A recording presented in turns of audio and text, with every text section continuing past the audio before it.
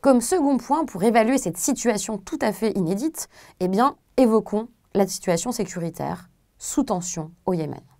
L'implantation d'Al-Qaïda est mon premier point. Le Yémen est devenu depuis la fin des années 2000 la succursale d'Al-Qaïda dans la péninsule arabique. Le Yémen avait déjà fourni un important contingent de combattants au djihad international depuis la guerre d'Afghanistan entre 1979 et 1989. Près de la moitié des prisonniers regroupés par les Américains à Guantanamo après les attentats de 2001 étaient de nationalité yéménite.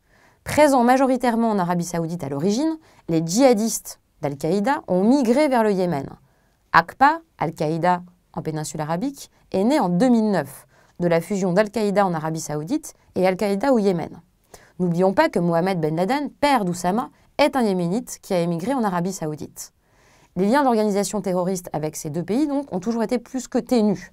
Le fils de Ben Laden, Hamza, avait rappelé en mai 2016, donc il a 23 ans, sa volonté de venger son père. « Nous allons, disait-il, continuer à vous frapper et à vous viser dans votre pays et à l'étranger en représailles à votre oppression des peuples de Palestine, d'Afghanistan, de Syrie, d'Irak, du Yémen, de Somalie et des autres terres musulmanes qui n'y ont pas survécu. » Le Yémen est donc une terre d'accueil des djihadistes, mais aussi une terre qui est visée par les djihadistes, même si le gouvernement saleh avait tenté d'enrayer le phénomène.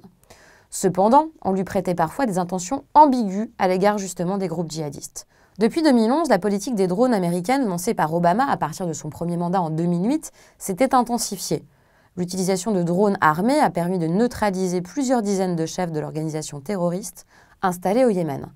Selon les chiffres du renseignement américain, les attaques de drones autorisées par l'administration Obama ont tué environ 117 civils depuis 2012 au Yémen, au Pakistan, en Afghanistan et en Somalie. Plusieurs dizaines donc pour le Yémen. Suite au terrible attentat revendiqué par l'État islamique à Sanaa ayant fait 142 morts en mars 2015, le président sunnite Abdrabbuh Mansour Hadi avait souligné sa volonté de se battre contre les djihadistes, chose qu'il est en train de faire. Deuxième point sur la situation actuelle.